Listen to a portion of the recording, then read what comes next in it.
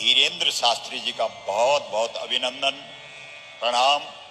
हमारे इस व्यास मंच पर विराजमान सभी संतों को प्रणाम।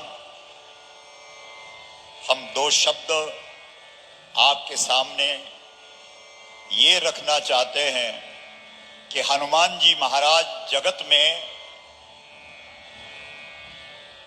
दो काम करते हैं।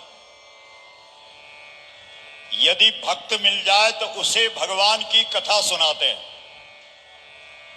आपने देखा होगा विभीषण को राम कथा सुना दी, जानकी जी अशोक वाटिका में राम कथा सुना दी, सुग्रीव को राम कथा सुना दी।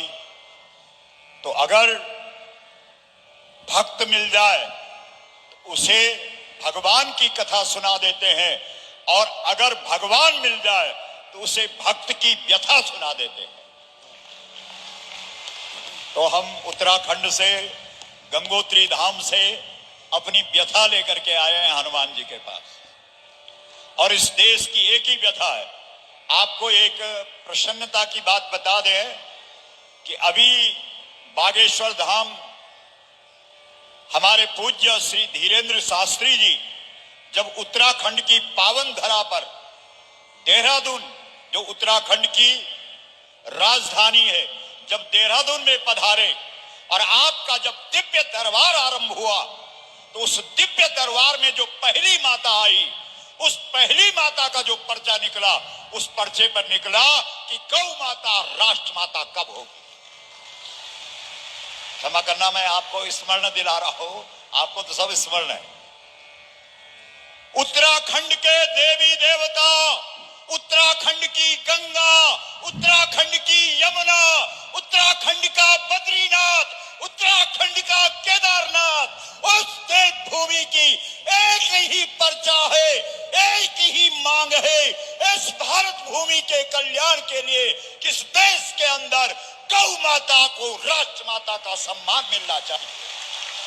जरा हाथ खड़ा करके बोलो मां, और जोर से बोलो मां।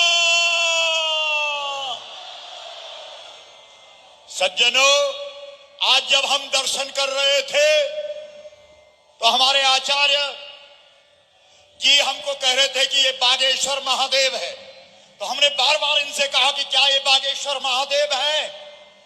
उत्तराखंड में हमारा एक जनपद का नाम बागेश्वर है, और वो छोटी सी कथा हम आपको सुना देते हैं, आप समझ जाएंगे कि बागेश्वर क्या है।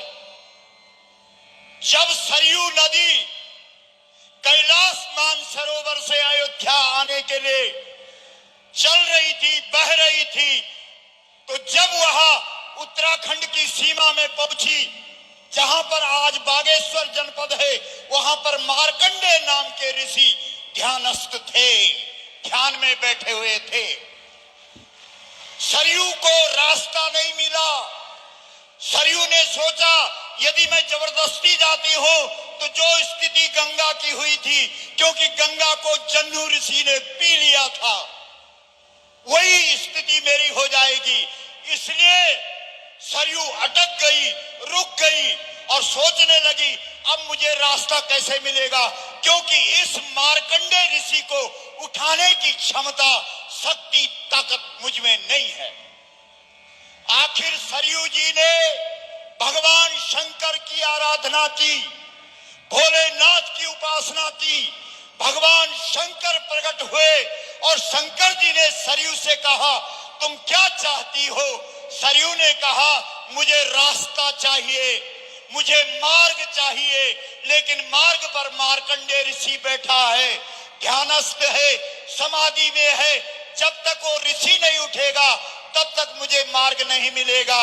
आप कृपा करके उस महात्मा को, उस ऋषि को, उस मार्कंडे जी को उठाइए। शंकर जी ने सोचा सीधा सीधा मैं भी मार्कंडे ऋषि को नहीं उठा सकता। ये प्रभाव था इस देश में ऋषियों का, ये प्रभाव था इस देश में मुनियों का। आखिर भगवान शंकर ने कहा मैं युक्ति का प्रयोग करता हूं, आप धैर्य रखो, और भगवान शंकर ने भगवती जगदम्बा पार्वती को कहा कि तुम गाय का स्वरूप धारण करो और मैं बाघ का स्वरूप धारण करता हूं। सुन रहे हैं आप? और भगवती पार्वती गौ बन करके आगे आगे मां, क्या बोला, जरा जोर से बोलो, मां।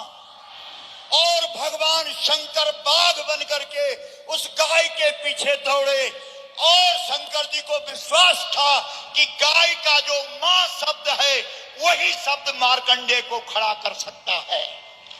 इसका मतलब है इस देश के ऋषियों को जगाने का, इस देश की देव शक्ति को जगाने का एक ही तरीका है और वो तरीका है जब गाय पर आपत्ति आएगी, जब गाय पर कष्ट आएगा, जब गाय पर संकट आएगा